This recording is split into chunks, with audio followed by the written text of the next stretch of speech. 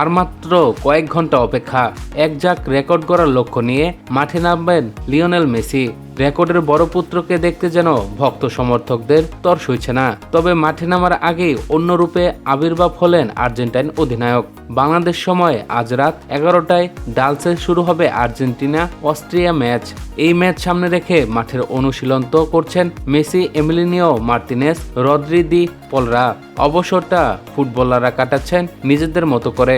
অস্ট্রিয়ার বিপক্ষে নামার আগে মেসি দি পলের গুপবিহীন ছবি সামাজিক মাধ্যমে ভাইরাল হয়েছে। চুল কাটা বা শেভিং করার আগে যেভাবে গায়ে সাদা রঙের বিশেষ কাপড় পরিয়ে চেয়ারে বসানো হয় মেসিকে, দেখা গেছে সেভাবেই। আর্জেন্টাইন অধিনায়কের পিছনে দাঁড়িয়েছিল দি পল। দুই তারকা ফরোয়ার্ডের সঙ্গে ছিলেন আরও একজন। আজ অস্ট্রিয়ার বিপক্ষে একাধিক রেকর্ড হাতছানি দিচ্ছে মেসিকে, যার মধ্যে দুটিতেই তিনি ছাড়িয়ে যাওয়ার সুযোগ পাচ্ছেন জার্মান কিংবদন্তি মিরোস্লাভ ক্লোসাকে।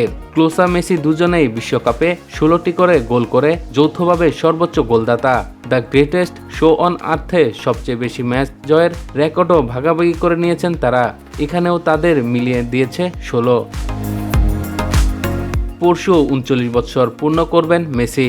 আর্জেন্টাইন তারকা ফরোয়ার্ডের জন্মদিন কি করে ভুলে থাকতে পারেন কোচ স্কলোনি। বাংলাদেশ সময় আজ ভোরে যখন স্কলোনি সংবাদ সম্মেলনে এসেছেন, তখন তিনি মেসিকে অগ্রিম জন্মদিনের শুভেচ্ছা জানিয়েছেন। স্কলোনি বলেন, সে ভালো থাকুক, সেটাই আমরা চাই।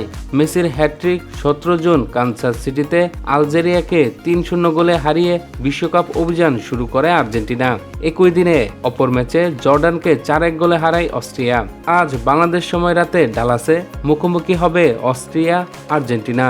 দুই দলই জয় দিয়ে টুর্নামেন্ট শুরু করায় এবার যে দল জিতবে তার শেষ 32-এ পথ আরও এক ধাপ এগিয়ে যাবে।